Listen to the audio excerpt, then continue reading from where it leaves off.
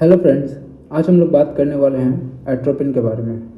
Atropine जो है वह ऑटोनोमिक नर्वस सिस्टम का एक टॉपिक है और ये एक ड्रग है। तो एट्रोपिन लेट्स शुरू करते हैं। एट्रोपिन जो है वो एक chief alkaloid of belladonna. Belladonna एक प्लांट है, उससे एट्रोपिन बनता है। इसका टोटल नाम ही एट्रोपिन बेलेडोना होता है। यह एक टर्शियरी अमाइन है एंड यह ब्लॉक्स करता है action of acetyl choline on muscarinic receptors. Muscarinic receptors जो M1, M2, M3, M4, M5 होते हैं उसके इफेक्ट को ब्लॉक कर देता है by blocking the acetyl choline receptors. इसको हम लोग जो है टॉपिकल आई में टॉपिकली दे सकते हैं, ओरल भी दे सकते हैं और पैरेंटल रूट से भी दे सकते हैं। इसका जो फार्माकोलॉजिकल एक्शंस जो हैं वह हम लोग बारी बारी करके देखते हैं कि सारे सिस्टम्स में कैसा फार्माकोलॉजिकल एक्शंस होता है। तो स्टार्ट करते हैं हम लोग CNS से। CNS में अगर हम लोग एट्रोपिन थेरापेटिक डोजेज में देंगे तो क्या होगा कि एंटी पार्किंसनियन इफेक्ट शो करेगा by reducing cholinergic over activity in basal ganglia.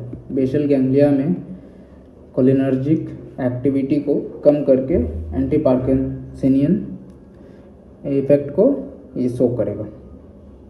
और अगर इसका हम लोग CNS में लार्ज डोज देंगे तो CNS पे क्या इफेक्ट पड़ेगा, तो ये एक्साइट कर देगा बॉडी को, रेस्टलेसनेस फील होगा, एजिटेशन, हेलुसिनेशंस भी फील हो सकता है, मेडुलरी पैरालिसिस एंड कोमा या डेथ भी हो सकता है। CVS में देखा जाए तो CVS में लो डोज में ब्रैडिकार्डिया करता है, बट हाई डोज में थेरापेटिक डोजेज में जो रहता है वो टैकीकार्डिया करता है। ब्रैडिकार्डिया करता है blockade of pre synaptic muscarinic auto receptors. Pre synaptic यहाँ पे इम्पॉर्टेंट है क्योंकि जैसे ये रहता है साइनेप्स बीच का, ये है साइनेप्स और ये प्री साइनेप्स एंड ये पोस्ट साइनेप्स। तो पोस्ट साइनेप में, प्री साइनेप में M1 रहता है और पोस्ट साइनेप में M2 रिसेप्टर्स रहता है। तो लो डोजेज में ये जो रहता है एट्रोपिन वो M1 पे अटैक करता है, ब्लॉक करता है और उससे क्या होता है कि ब्रैडिकार्डिया होता है। थेरापेटिक डोजेज में दिया जाए तो टैकीकार्डिया होगा due to blockade of M2 receptors of the heart, और ये AV कंडक्शन को भी इम्प्रूव कर देता है, AV कंडक्शन को भी बढ़ा देता है। और हाई डोजेज में देखा जाए तो हाइपोटेंशन एंड फ्लशिंग, मतलब रेडनेस हो जाएगा due to cutaneous vasodilation. Vasodilation की वजह से तो फेस जो है वो रेड हो जाएगा और हाइपोटेंशन होगा, BP गिर जाएगा। ग्लैंड्स देखा जाए तो सारे सिक्रेशंस जो रहते हैं अंडर M3 रिसेप्टर्स वो रिड्यूस हो जाएंगे। Milk and bile secretion effect नहीं होगा क्योंकि ये M3 रिसेप्टर्स से नहीं है। और the skin and mucous membrane becomes dry. जब सिक्रेशन सारे खत्म हो गए, रुक गए, तो ड्राई हो जाएगा।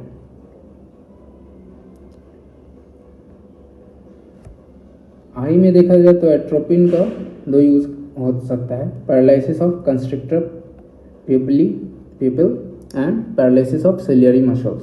कि अगर paralysis of constrictor pupillary muscle होगा तो blockade of M3 receptors, M3 receptors का ब्लॉक हो जाएगा जिससे कि हम लोग को पैसिव मिड्रियासिस मिलेगा। मतलब जो प्यूपिल है वो थोड़ा बड़ा हो जाएगा, मिड्रियासिस हो जाएगा उसमें। And paralysis of ciliary muscles से क्या होगा कि लॉस ऑफ एकोमोडेशन हो जाएगा, मतलब एकोमोडेट करने का पावर खो देगा आई, और उसके कारण क्या होगा कि साइक्लोप्लेजिया हो जाएगा। इसलिए ज़्यादा नहीं देते हैं अडल्ट को, और नहीं देते हैं क्योंकि साइक्लोप्लेजिया जो रहता है, इफेक्ट जो रहता है वो 7 से 10 दिन तक रहता है टॉपिकल एडमिनिस्ट्रेशन पे में। स्मूथ मसल्स में देखा जाए तो GIT जो रहता है वो डिक्रीज करता है tone and motility of gut. Tone and motility of gut को डिक्रीज कर देगा GIT में। Increase sphincter tone and may cause constipation. Sphincter tone को टोनिंग जो है वो बढ़ा देगा और इसके कारण जो रहता है वो कॉन्स्टिपेशन होने लगता है। And smooth muscles of gall bladder का जो स्मूथ मसल्स को जो रहता है वो रिलैक्स कर देता है। यूरिनरी ब्लैडर में देखा जाए तो relaxes detrusor muscle of the bladder, increase the tone of trigone and sphincter, और इसी का कारण क्या होता है, यूरिनरी रिटेंशन हो जाता है, and specially in the elderly male and enlarge prostate. Enlarge prostate वाले मेल में और एल्डरली मेल में ये यूरिनरी रिटेंशन हो जाता है। जनरली प्रोस्टेट कैंसर इनलार्ज भी ओल्ड एज में ही होता है, जनरली देखने के लिए मिल जाता है ओल्ड एज में। ब्रोंकाई देखा जाए तो ब्रोंकाई में ब्रोंकियल स्मूथ मसल्स को रिलैक्स कर देता है tropine, reduces secretion and mucociliary clearance. Mucociliary clearance और सिक्रेशन को रिड्यूस कर देता है, और म्यूकोसिलियरी क्लियरेंस को रिड्यूस करने की वजह से क्या होता है कि म्यूकस प्लग का फॉर्मेशन हो जाता है, जो कि एयरवे को ब्लॉक कर देता है। अब जो हम लोग ऊपर देखे हैं उसी को हम लोग एक ड्राइंग के फॉर्म में देख लेते हैं। जैसे कि एट्रोपिन अगर जीआईटी में जाएगा तो टोन और मोटिलिटी घट जाएगा, बट स्फिंक्टर टोन जो रहता है वो बढ़ जाता है, जिसके कारण हम लोग को कॉन्स्टिपेशन होता है। ह्यूमन यूरिनरी ब्लैडर में देखा जाए तो टोन ऑफ डिट्रशन मसल जो रहता है वो घट जाता है, लेकिन increase the tone of trigone and sphincter muscle, जिसके कारण यूरिनरी रिटेंशन हो जाता है। लंग्स में देखा जाए तो ब्रोंकियल स्मूथ मसल्स होता है और सारे सिक्रेशंस को सुखा देता है अंदर के में, और उसके कारण हम लोग को म्यूकोसिलियरी क्लियरेंस भी कम हो जाता है, जिसके कारण म्यूकस प्लग का फॉर्मेशन हो जाता है। आई में देखा जाए तो पैसिव मिड्रेसिस कॉज करता है, लेकिन साइक्लोप्लेजिया भी कॉज करता है, और लॉस ऑफ एकोमोडेशन हो जाता है साइक्लोप्लेजिया में।